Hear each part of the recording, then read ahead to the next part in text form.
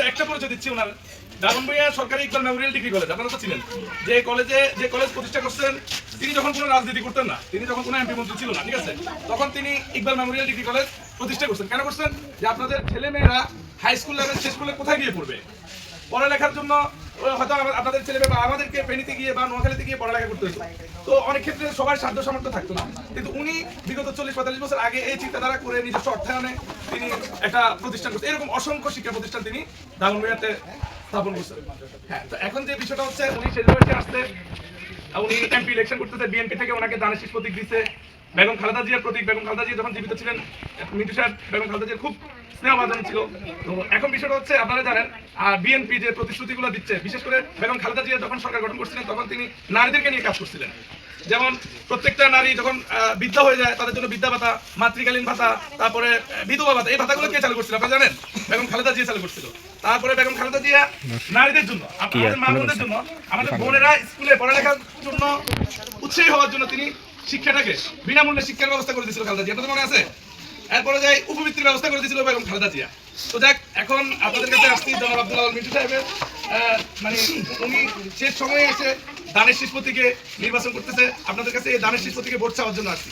আরেকটা কথা, বিএনপি আপনাদেরকে অতীতে যে প্রতিশ্রুতিগুলো দিছে, ইনশাআল্লাহ ভবিষ্যতে আপনাদের জন্য, আমাদের মা বোনদের জন্য কিছু পরিকল্পনা রাখছে। এই পরিকল্পনাগুলোর মধ্যে একটা পরিকল্পনা হচ্ছে যে কি, প্রত্যেকটা ফ্যামিলির প্রধানদের জন্য একটা করে ফ্যামিলি কার্ড রাখতেছেন। এই ফ্যামিলি কার্ড দিয়ে আমাদের মায়েরা, ফ্যামিলির প্রধান যে মায়েরা ফ্যামিলি কন্ট্রোল করে, নিয়ন্ত্রণ করে, মায়েদের জন্য একটা করে কি ফ্যামিলি কার্ড থাকবে। এই ফ্যামিলি কার্ড দ্বারা আমাদের মায়েরা নিজেরা আত্মনির্ভরশীল হতে পারবে।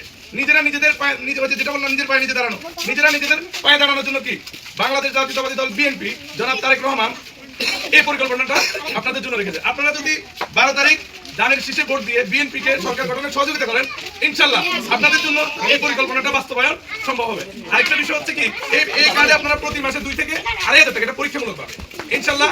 আস্তে ধীরে এটা যখন আমাদের এই যে কার্ড আছে না, আপনার এনআইডি কার্ড, যেটাকে আমরা ডিজিটাল করা হয়েছে, সেম এই কার্ডটাও এমন থাকবে। আপনি এই কার্ড দিয়ে প্রতি মাসে আপনি চাইলে যে কোনোভাবে ফ্যামিলিতে পার্টিসিপেট করতে পারবেন, নিজের মতো করে খরচ করতে পারবেন। এটা হচ্ছে এই ফ্যামিলি কার্ড দ্বারা আপনারা এই সুবিধাটা পাবেন। আরেকটা বিষয় হচ্ছে, প্রত্যেকটা ফ্যামিলিতে আমাদের কৃষক থাকে না, কৃষিকাজ করে তারা, প্রত্যেকটা কৃষকদের জন্য এরকম একটা কৃষি কার্ড থাকে। বিএনপিকে যদি আপনারা দানের শেষে ভোট দিয়ে সরকার গঠনে সহযোগিতা করেন, ইনশাআল্লাহ আপনাদের জন্য, আমাদের চাচাদের জন্য যারা কৃষিকাজ করে, এরকম একটা কৃষি কার্ড, এই কৃষি কার্ড দ্বারা চাচারা যে সেচ ব্যবস্থা, কীটনাশক, সার, বীজ, এইসব প্রকারের যে সুযোগ সুবিধাগুলো আছে, ওনারা এই সুযোগ সুবিধাগুলো সরকার থেকে পাবেন। তো যাক, আপনারা এই সময় কষ্ট করে বসে আছেন, ধন্যবাদ আপনাদের সবাইকে। ইনশাআল্লাহ 12 তারিখে আপনারা অবশ্যই দানের শীষে ভোট দিবেন।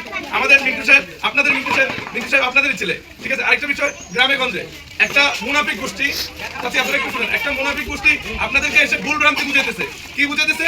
যে আপনারা যদি অমুক প্রতীকে ভোট দেন তাহলে আপনারা জান্নাতে চলে যাবেন, আপনারা যদি অমুক প্রতীকে ভোট না দেন আপনারা কোথায় চলে যাবেন? জাহান্নামে চলে যাবেন। নাউযুবিল্লাহ। আপনারা কি এরকম কথা বিশ্বাস করেন এরকম কথা? এটা হচ্ছে সব থেকে আমাদের বড় ইমানি শক্তি।